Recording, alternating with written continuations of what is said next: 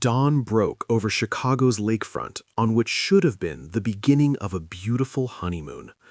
Instead, police lights flashed against the glass windows of the Meridian Tower luxury high-rise. A jogger's scream had shattered the peaceful morning at exactly 6:47 a.m. Detective Rachel Brooks arrived at Penthouse 4701 to find a scene of absolute horror. Rose petals, remnants of a romantic wedding night, were scattered across the marble floors, now mixed with pools of blood. Champagne glasses lay knocked over on expensive carpet. A white wedding veil hung, torn and bloody, over a designer chair. The medical examiner delivered the grim news. 2 victims, both female, both in their late 20s. The first victim was the bride, Emma Thornton, just 28 years old. She'd been stabbed multiple times in the chest and abdomen. Time of death? Between 2 and 4 a.m., less than 4 hours after she'd returned home as a newlywed. The second victim was found in the bedroom. Same method, same weapon. But here's where the case took its first dark turn. The groom, Derek Holloway, was nowhere to be found. On the living room floor, Detective Brooks found a cracked phone, its screen still illuminated. Text messages told a disturbing story. 11:47 p.m.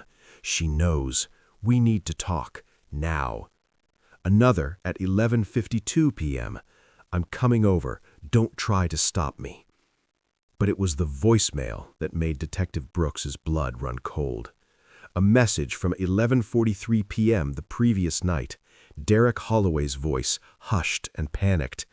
Kyle, I don't know what to do. My mistress is pregnant.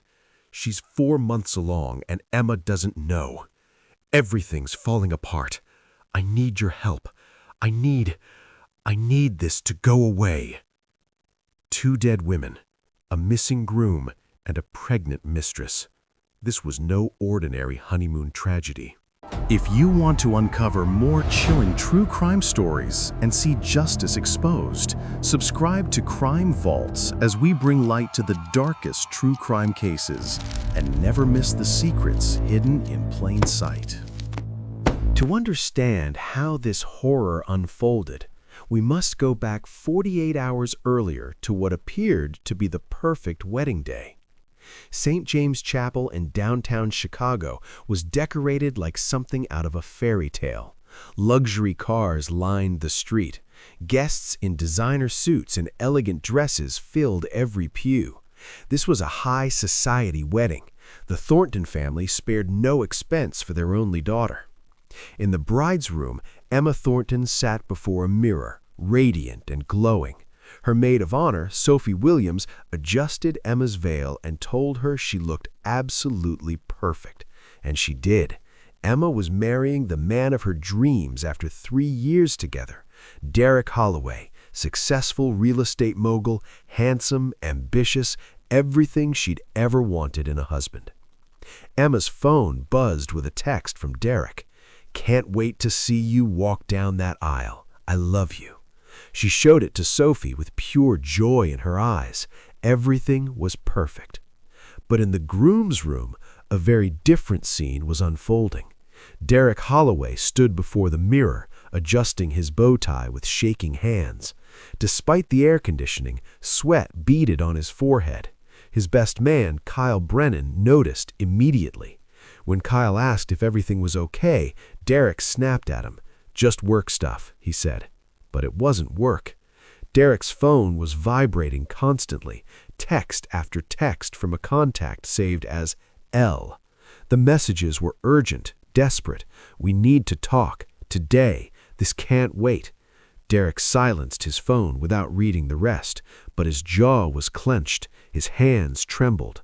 This was not a man ready to commit to a lifetime of marriage. This was a man about to make the biggest mistake of his life.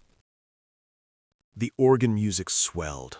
Emma appeared at the end of the aisle with her father, Richard Thornton, a wealthy and distinguished businessman whose investment money had built Derek's entire real estate empire. Emma walked forward, eyes locked on Derek with absolute love and trust.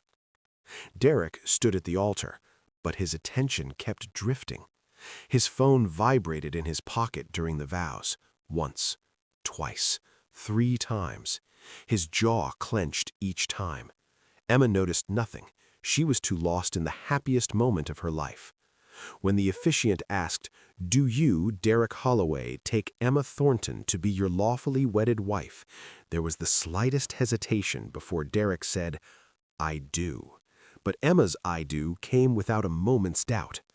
They kissed. The chapel erupted in applause. Emma was glowing. Derek's smile never reached his eyes. The reception at the grand ballroom was elegant and expensive. Crystal chandeliers, flowing champagne, 300 guests celebrating the happy couple. But Derek spent most of the evening at the bar, downing whiskey like a man at a funeral rather than his own wedding. Kyle noticed and confronted him. "You've been drinking like it's your funeral, not your wedding," he said. Derek's response was chilling. "Maybe it is."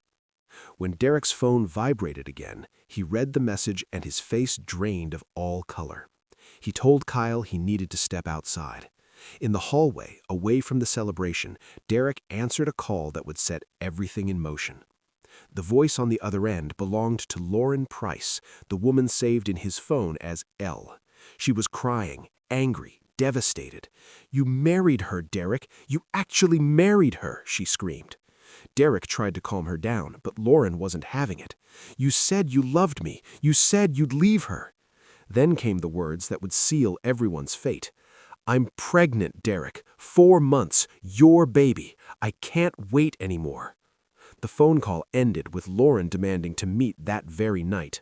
Derek refused. It was his wedding night. But Lauren was done waiting. And unbeknownst to Derek, Sophie had stepped into the hallway and heard every word of his conversation. The maid of honor now knew the groom's terrible secret. At 11:30 p.m., Derek and Emma entered their luxury penthouse as husband and wife. Emma was tipsy, happy, wrapped in their new husband's arms. She talked excitedly about their honeymoon to Bali, 2 weeks of paradise starting tomorrow morning. Emma went to change into something more comfortable, leaving Derek alone in the living room. Immediately, he pulled out his phone. Multiple missed calls from Lauren, text messages that grew increasingly threatening. "You can't ignore me. I'm not going away. Tell her or I will." Derek stepped onto the balcony and made the phone call that Detective Brooks would later find on the voicemail. The call to his best man, Kyle. His voice was hushed, desperate, panicked. "My mistress is pregnant. Emma can't find out. I need to fix this tonight." Kyle was shocked, trying to get Derek to slow down and think clearly. But Derek wasn't thinking clearly. He was spiraling. "If Emma finds out, I lose everything. Her family's money funded my entire business. I'll be ruined." What Derek didn't know was that inside the apartment, Emma had woken up. She'd come looking for her husband and found him on the balcony. She heard every single word. A mistress, pregnant, 4 months. The affair, the betrayal, the lies, all of it crashed down on Emma in that moment. The man she'd married just hours ago had been living a double life throughout their entire engagement. When Derek turned around and saw Emma standing in the doorway, mascara running down her face, he knew his world was about to implode. Emma's voice shook as she asked the question she already knew the answer to. "A mistress? You have a mistress?" Derek's face went white. He tried to approach her, to explain, but Emma backed away, screaming, "Pregnant? She's pregnant?" The word echoed through the penthouse like a gunshot. Derek attempted to calm her down, but every word out of his mouth made it worse. When Emma asked how long the affair had been going on, Derek's quiet answer destroyed her. 2 years. 2 years, their entire engagement. Derek had been sleeping with another woman while planning a wedding, choosing flowers, tasting cakes, writing vows he never meant to keep. Emma staggered backward like she'd been physically struck. But the revelations weren't over. Derek admitted that Lauren, his mistress, was 4 months pregnant. He'd gotten her pregnant while he and Emma were sending out wedding invitations. Emma grabbed her phone. She was calling her lawyer, calling her father. This marriage was over before it had truly begun. Derek tried to stop her, grabbing her wrist, but he froze when the doorbell rang. Both of them knew who it was. A text message lit up Derek's screen. "I'm outside. Let me in." Lauren had come to stake her claim. Emma ripped open the door to find Lauren Price standing in the hallway. She was 26 years old, beautiful but disheveled, eyes red from crying. She wore jeans and a hoodie, her hands protectively covering a small but visible baby bump. The mistress and the wife stood face to face. Emma's words were cold and cutting. "So you're the whore." Lauren matched her fury. "And you're the wife he doesn't love." Emma lunged forward, but Derek stepped between them. Both women had reached their breaking point, and the night was about to get much, much worse. The three of them stood in the penthouse, a bizarre and toxic triangle. Lauren revealed everything. Derek had promised to leave Emma right after the wedding. He told Lauren he loved her, that they would start a life together with their baby. He'd been paying her rent, $3,000 a month from the joint account he shared with Emma. Emma's bitter laugh filled the room. "This penthouse, paid for by my family, his business, my father's investment. Derek doesn't love anyone but himself." Lauren pulled ultrasound photos from her purse and threw them at Derek. There's your child, our child," she screamed. Emma picked up one of the photos, staring at the image of her husband's baby with another woman. 4 months. He'd known for 4 months and still went through with the wedding, still said his vows, still took her family's money. The argument escalated. Accusations flew. Tears flowed. And then Lauren suddenly doubled over, gasping in pain. She pulled her hand away from her stomach. It was covered in blood. "The baby," she whispered, panicked. "Oh God, the baby." Derek moved to call 911, but Lauren backed away from both of them, crying hysterically. "This is your fault, both of you. All this stress, my baby." She ran for the door. Derek moved to follow her, but Emma's cold voice stopped him. "You leave this apartment, don't come back." Derek looked between the door and his wife of 12 hours. Then he ran after Lauren, leaving Emma alone in the wreckage of her marriage. The clock showed 12:30 a.m. In less than 2 hours, 2 women would be dead. At 1 a.m., Emma sat alone on the couch, surrounded by wedding photos, sobbing. Her phone rang. It was Sophie, calling to apologize for not warning her about Derek's phone call at the wedding. But Emma barely heard her. "My marriage is over," she whispered. 12 hours and it's over." Meanwhile, Derek had caught up to Lauren outside the building. She was furious, heartbroken, betrayed. "You married her," she screamed through her tears. "You stood there and said vows to her while I'm carrying your child." Derek tried to explain that he'd been trapped by Emma's family money, by his business obligations, but Lauren wasn't interested in excuses anymore. She wanted Derek to be a father. She wanted him to tell the truth. She wanted him to stop being a coward. When Derek begged her to give him more time, Lauren delivered her final ultimatum: "I'm done waiting." She got in her car and drove away, leaving Derek standing alone on the street. That's when Derek made the call that would seal everyone's fate. He called Kyle and told him they needed to meet immediately. At 1:45 a.m., in a 24-hour diner, Derek sat across from Kyle, looking completely destroyed. He laid out his impossible situation. Emma would divorce him, and her family would pull their investment, collapsing his company. Lauren would go public with the baby, destroying his reputation. Either way, he was finished. Then Derek said the words that changed everything. "I need them both to just go away, to disappear." Kyle stared at him, understanding the implication. Derek wasn't just venting, he was asking for help. And Kyle, whether out of loyalty or his own dark impulses, provided a solution. "What if it looked like they killed each other?" Kyle asked. The scorned wife, the pregnant mistress. They fight. Things get violent. Tragic accident. Derek's immediate reaction was horror. No, that's insane, he said. But Kyle kept talking, planting the seed. Emma was alone in the penthouse right now. Lauren was upset, vulnerable. If something were to happen...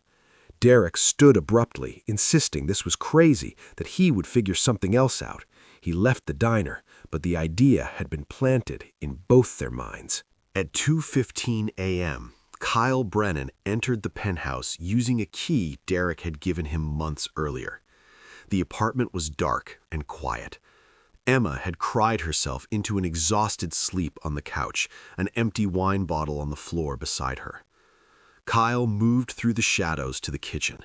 His hand trembled as he pulled a knife from the butcher block. He stood over Emma, the blade catching the dim light from the windows. He hesitated. His whole body shook with the enormity of what he was about to do. Then Emma's eyes fluttered open. She saw a figure standing over her and thought it was Derek. "Derek?" she mumbled, still groggy. Then she saw the knife.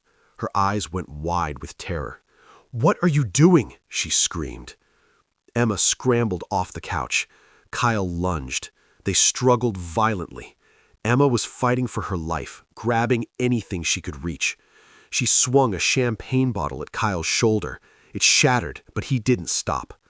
Emma ran for the bedroom, slammed the door, locked it. Her hands shook as she dialed 911. Please pick up," she begged. The call connected. "Help! Someone's trying to kill me. Meridian Tower, penthouse 4701. The bedroom door crashed open. Kyle had broken through. Emma screamed into the phone as Kyle tackled her. The phone flew from her hand, skidding across the floor, still connected to 911. Emma fought with everything she had. She clawed at Kyle's face. She tried to crawl away. She was still screaming when Kyle raised the knife for the final time. At 2:40 a.m., the apartment fell silent.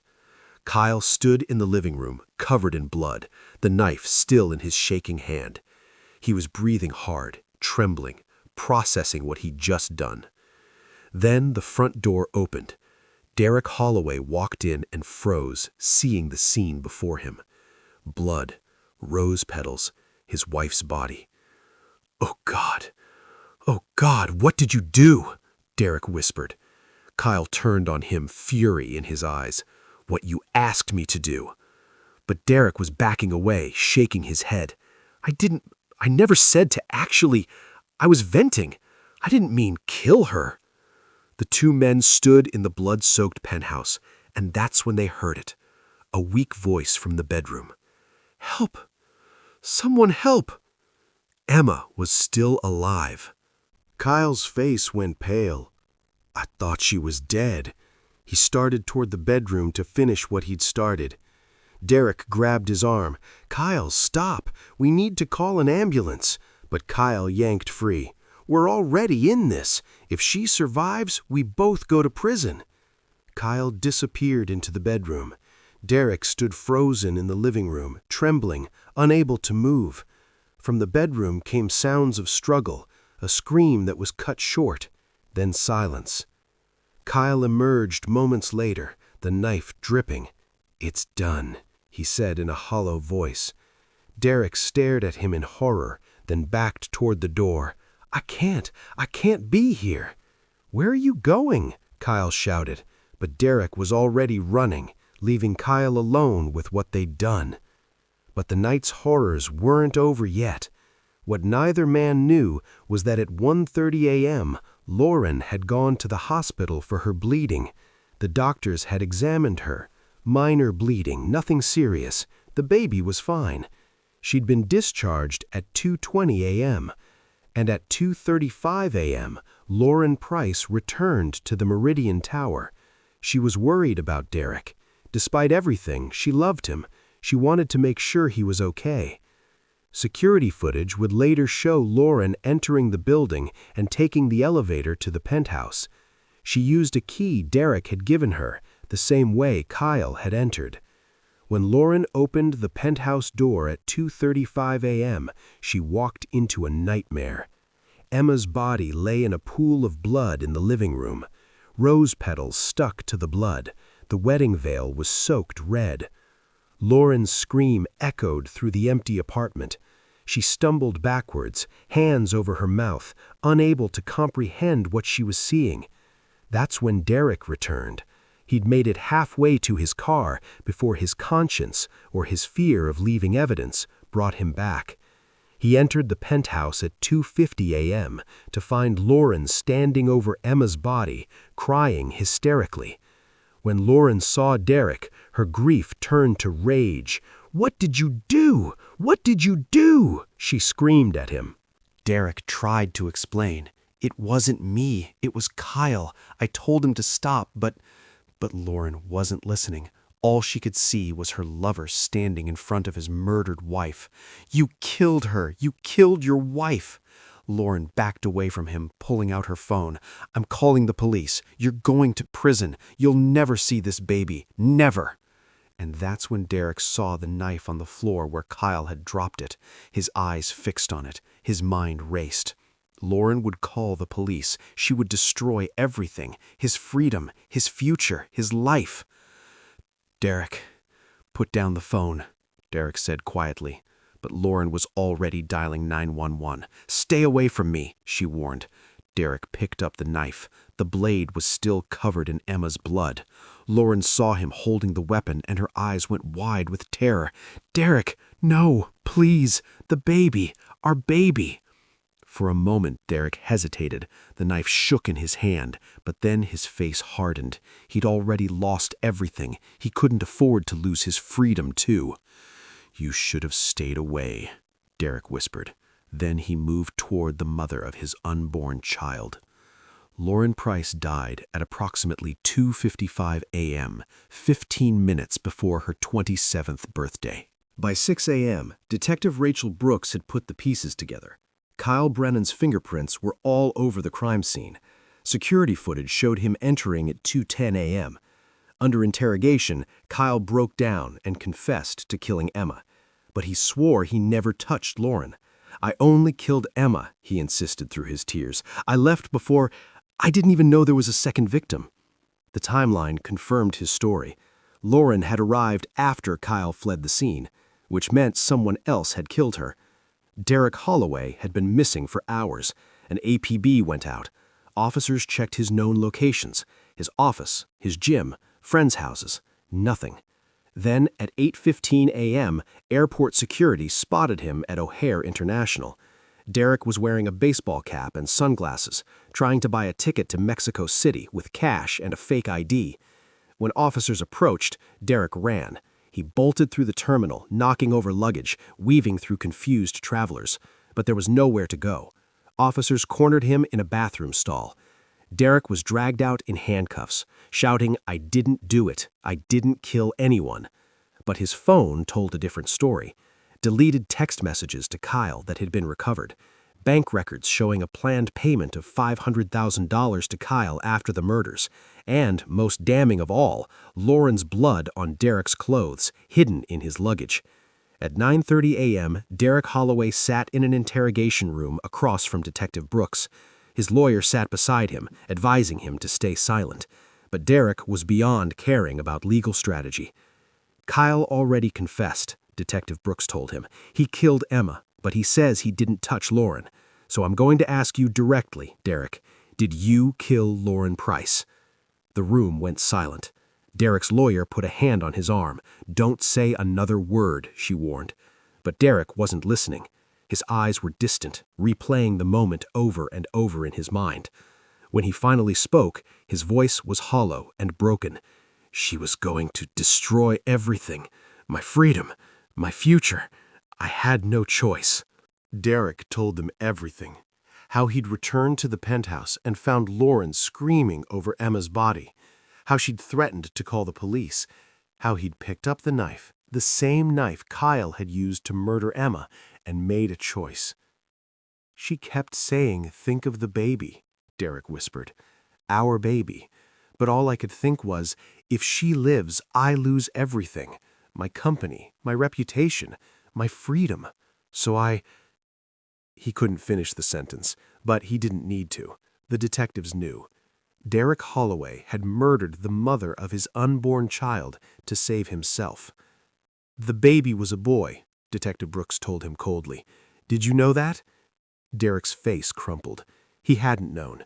In all his panic and selfishness, he'd never even asked. Kyle Brennan and Derek Holloway were both charged with first-degree murder. Kyle for the death of Emma Thornton, Derek for the death of Lauren Price. Both men faced life in prison without the possibility of parole.